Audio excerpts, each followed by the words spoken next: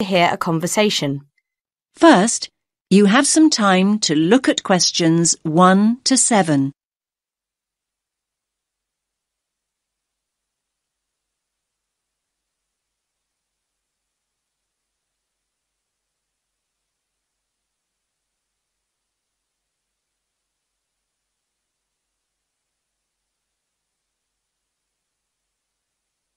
Listen carefully to the first part of the conversation and answer questions 1 to 7.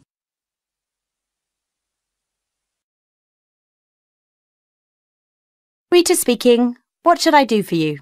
Oh, hi. I'd like to order some stationery. Could I know your name? Jackson Paris. Right. Can I just confirm your account number and the name of your company, Jackson? Sure. The number is 692411. 692411. Right. And you're from Rainbow Computer? No, the company is Rainbow Communications. Oh, OK. I'll just fix that on the system. Communications. And what would you like to order, Jackson? Envelopes. We need a box of A4, that is, normal size envelopes. White, yellow or manila?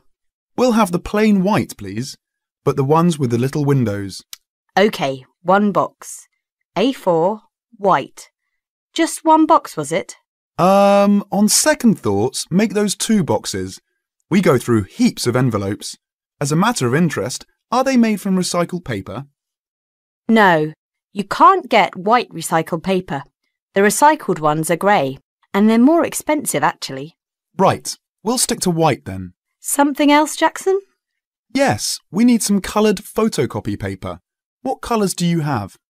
We've got purple, light blue, blue, light green, whatever you want pretty much. There are 500 sheets on the pack. Let me see. We're going to need a lot of blue paper for our new price lists. So can you give us 10 packs, please? Make sure it's the light blue, though. 10 packs of the light blue.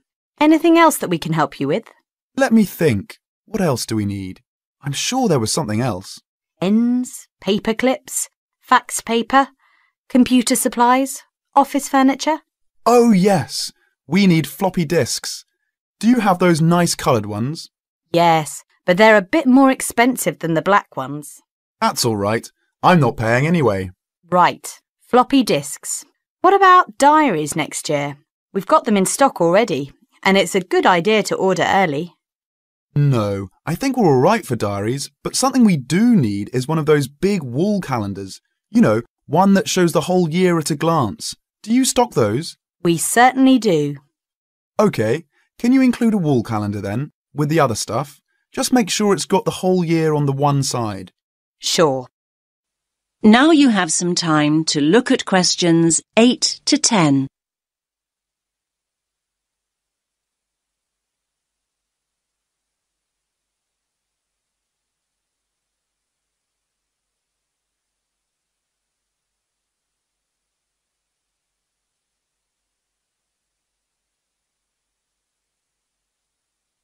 Now listen to the next part of the conversation and answer questions 8 to 10. And do you have a copy of our new catalogue? No, I don't. But would you send one? Yes, I'll pop one in with the order. You'll find it a lot easier to remember what you need if you have our catalogue in front of you next time. Yes, good idea. And when can you deliver this? Should be with you tomorrow morning. Can you make sure that it's not after 11:30 a.m? Because we have to go out at 12. There's only myself here on Fridays. Fine. I'll make a note in the delivery docket that they should deliver before 11:30.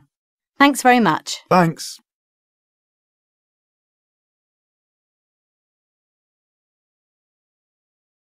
That is the end of part 1. You now have half a minute to check your answers.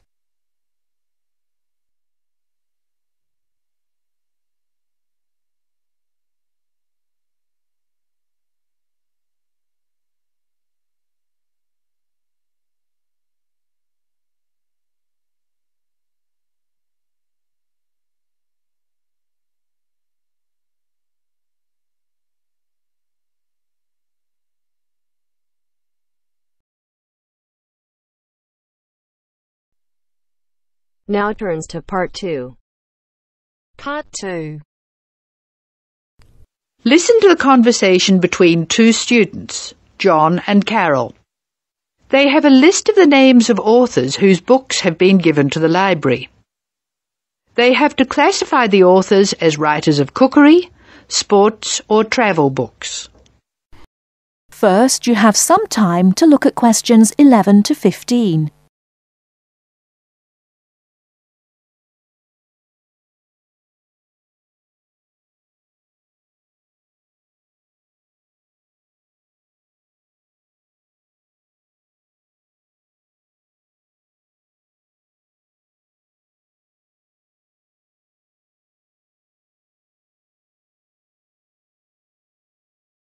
Now, listen carefully and answer questions 11 to 15.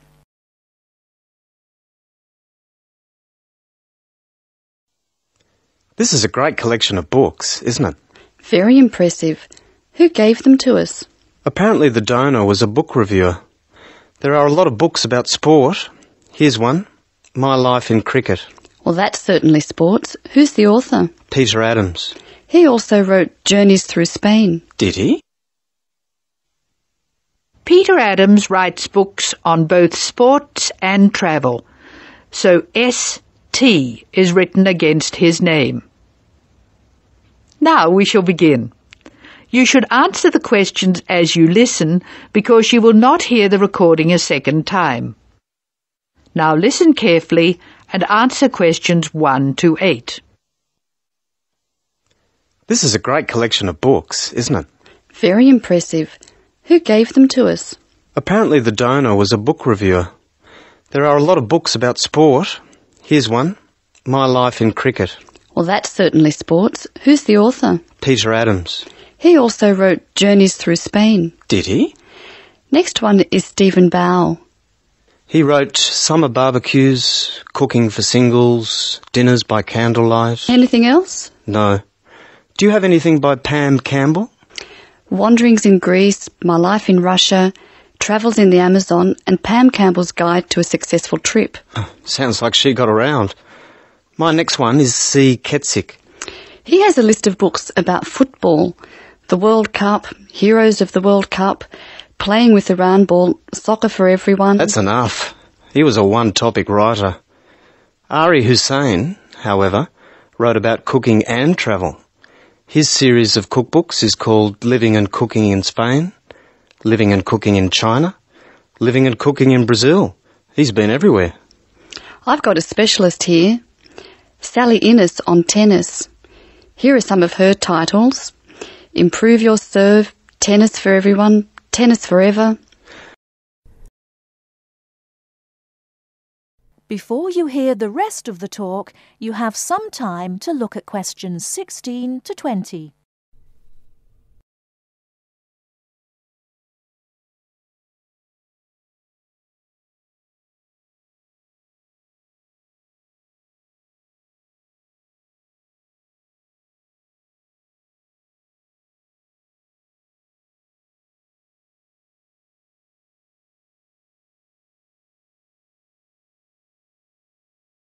Now listen and answer questions 16 to 20.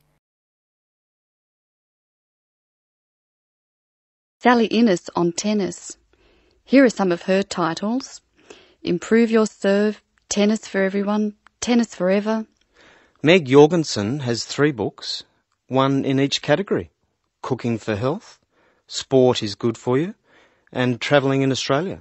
A varied talent. Who's next? Bruno Murray. He wrote children's books, a whole series called A Child's Guide to, and then The Name of the City. Oh, you mean like A Child's Guide to London? Yes, that's right. He seems to have stayed in Europe. Ruby Lee, however, has just one book. It's called The Emerald Isle, and it's all about Ireland. Apparently she went around Ireland on foot. Jim Wells wouldn't like that. His books are all about motor racing. Nice photos of old racing cars. Don't you love the goggles on the driver? They do look strange, don't they? I think we're nearly finished. What did Helen Young write? Summer menus. Food for thought. She also did a book of Chinese recipes. Cantonese, I think. OK, that's dealt with the first box. Let's stop for a minute. That is the end of part 2. You now have half a minute to check your answers.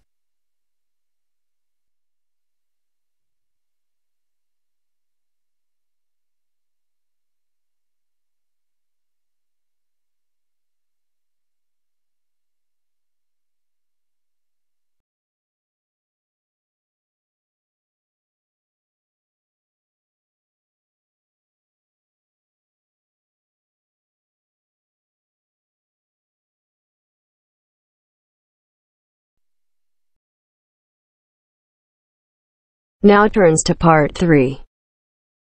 Part 3. First, you have some time to look at questions 21 to 26.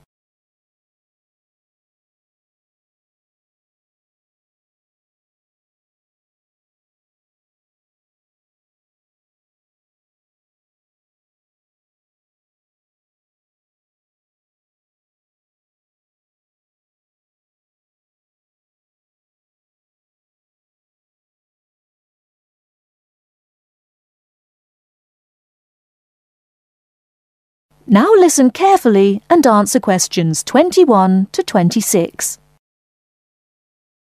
Hello, my name is Emiliano. I am a student here and I'd like to rent a house for 6 months. OK, well you've come to the right place. We specialise in short-term rental. First of all, I would like to get a few details from you. Can you give me your full name, please? Yes, it is Emiliano Nespla. And can you tell me your present address, please? Yes, it's 17 Middleway, Penrose. I'm living with a homestay family at the moment. That's great. Now, do you have any identification with you? Oh, and we will need a reference from someone who knows you here. Maybe your homestay family. Yes, okay. Here's my passport and a card from my language school. My referees can be Mrs. Alice Thompson.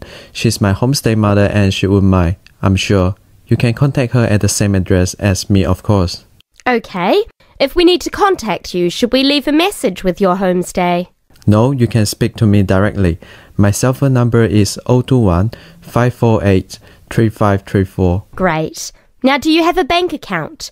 You will need to pay your rent by direct debit. You know, it will come out of your account automatically every month. Okay, I don't have my bank account details with me now, but I can get them and bring them back later today. That's fine. Now, can you tell me what kind of house you are looking for? Do you want to rent by yourself? No, I'm looking for a 3-bedroom house. I want to rent with my 2 friends. I will bring them in to see you later today. Okay. And what areas are you interested in renting in? Well, here's a map. Can you see my school?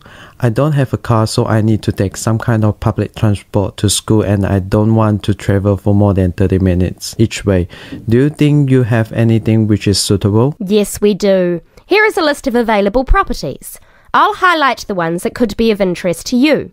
Look at the map and go and have a look at the houses with your friends.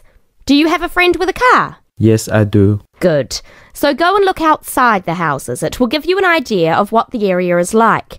But remember, don't go into the garden or knock on the door. If you want to go in and have a look, let me know and we can arrange an appointment. Okay. Can you give me an idea of price? Yes. If you look at the list, you can see the weekly rent written next to the house address. Oh yes, I can see it now. Do I need to pay anything else? Yes, you need to pay a deposit which you will get back when you move out, and you have to pay a non-refundable agent fee which is equivalent to 1 week's rent.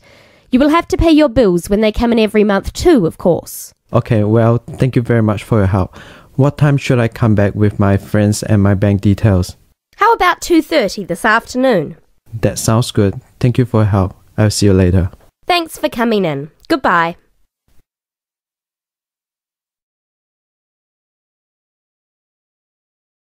Before you hear the rest of the talk, you have some time to look at questions 27 to 30.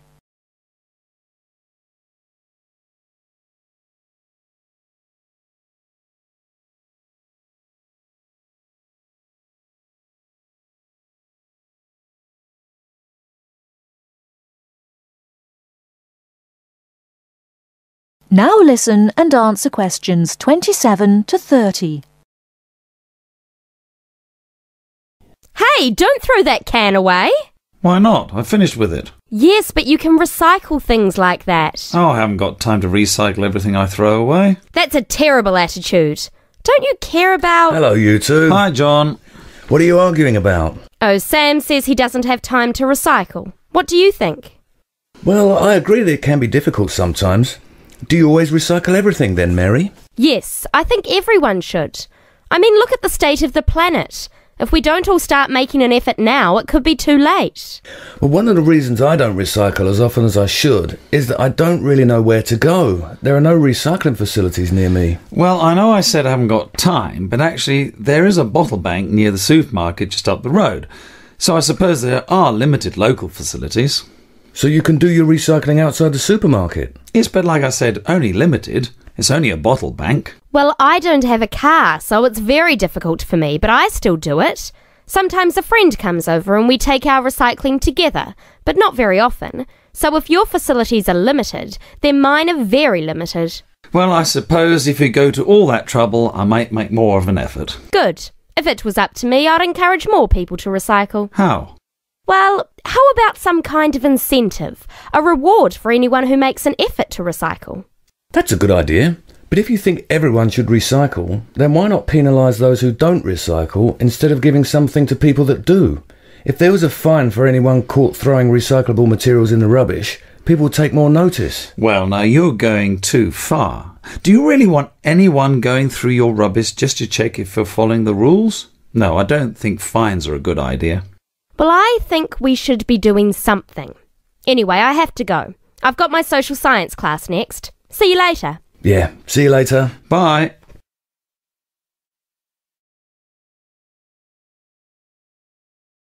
That is the end of part 3. You now have half a minute to check your answers.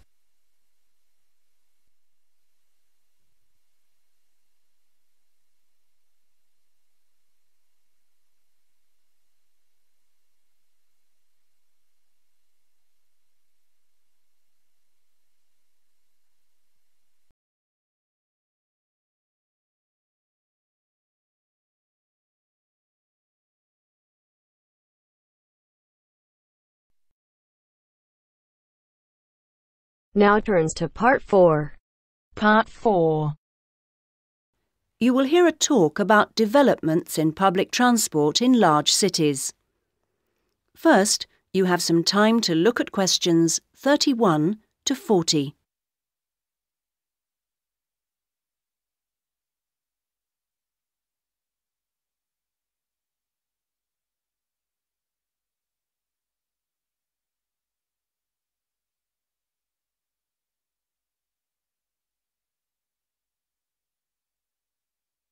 Now listen to the first part of the talk and answer questions 31 to 34. That big cities around the world are getting bigger is a clear trend. This situation is going to make the issue of transport increasingly important. Cities cannot work if their people and their visitors cannot move around. This means that public transport is vital to the success of cities. And yet, private car ownership is increasing all the time. Can these two facts be contained in the same reality? Isn't the car slowly but surely strangling the city? But we must acknowledge it does have genuine benefits. Having said that, the fact that car owners can escape to the mountains is of little relevance to the issue of daily city life, in which we need to do things like ferry heavy shopping and luggage around, something the car, of course, is invaluable for. But the so-called family car is rarely occupied by a family, just a single driver taking up a lot of road space. It's not only the car that clogs up our roads, of course. Trucks are heavy, noisy and smelly intruders. But it's hard to persuade companies to opt for rail freight rather than road. They argue that it is cheaper and more flexible, and trucks are undoubtedly able to go when you want, where you want. The cost claim is false, however. Truck companies don't hold themselves responsible for the environmental costs they incur, nor are they keen to calculate the time spent on repairs or delays. So, this is our first challenge, the sheer volume of traffic. If we compare 3 developed and urbanised countries, we can see interesting differences. The UK, for example, has just over 20 million cars, 1 for every 3 people approximately, and nearly 3 million buses and trucks. These figures sound very high, but in fact the Netherlands, although only a little over a quarter the population, has more vehicles per head of population. Meanwhile, Germany, bigger than both other countries put together, actually outstrips either in terms of vehicles per head of population. Now, there is no correlation between these figures and the percentages of journeys made on public transport. This means that the route to better public transport use is not abolishing the car, but rather making public transport better. Not surprisingly, where people can choose, they choose the thing they prefer, not the thing they don't. How do people judge public transport? Well, a major survey was carried out this year, indicating that there are many aspects, from clean interiors of buses to the proximity of routes to homes and workplaces. Fare prices is a complex issue and needs to be accounted with car costs. What people seem to find most frustrating is scheduling. If the route doesn't pass their departure point when it suits them, they'll drive instead. The issue of personal safety seems to have reduced in urgency with better lighting at stops and CCTV. Now, various measures are being taken in a number of major cities, all designed to increase the appeal of public transport and thus to persuade car users to leave their cars behind and free up the city's roads. Among these is bringing in smart cards. These are purchased in advance and mean passengers spend less time waiting to buy tickets and board buses and trains, particularly when switching across transport modes within the same journey. Another initiative is the use of computers in managing scheduling with greater efficiency. But such logistical measures are not sufficient in themselves, and indeed the benefits that they bring are often less apparent to passengers than to transport managers. From the passenger's point of view, the fact that buses are becoming more comfortable is significant, because it brings them more in line with the car. Delays and diversions are, of course, deeply irritating for passengers. Even if these can't be eliminated, ensuring that passengers have more detailed information available to them will help to reduce their sense of stress. We often associate public transport with inner-city travel, but of direct benefit to passengers are systems such as taxi sharing and dial-a-bus, which provide more flexible options for suburban journeys. And finally, nothing really significant can happen without a shift in people's mindsets. The way we travel is an expression of our values about many things. Companies operating public transport are slowly but surely finding it possible to sell their services as a public-spirited alternative to the car, as awareness of environmental issues has increased radically in the last few years. Overall, then, this combination of steps and changes has a good chance of shifting the city out of the car and onto the bus and train. That is the end of part 4. You now have half a minute to check your answers.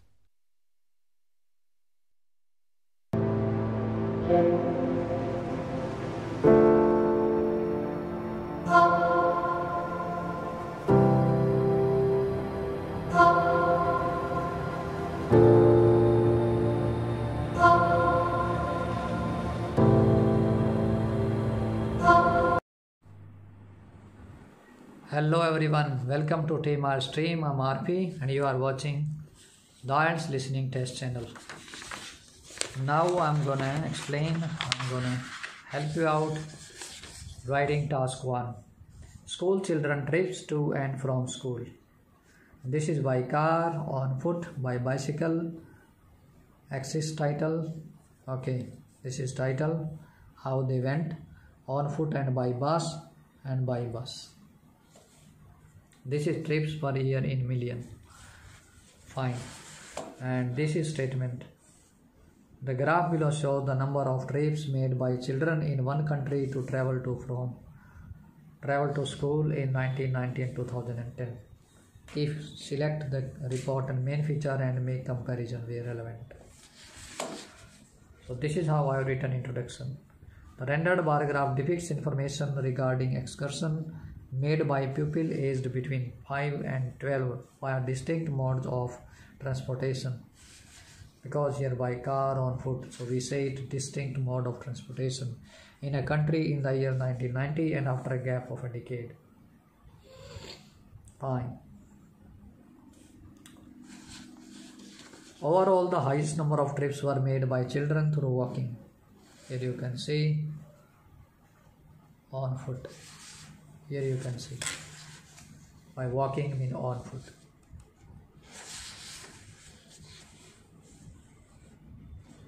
Whereas after a decade, car were most preferred. After a decade, you can see car.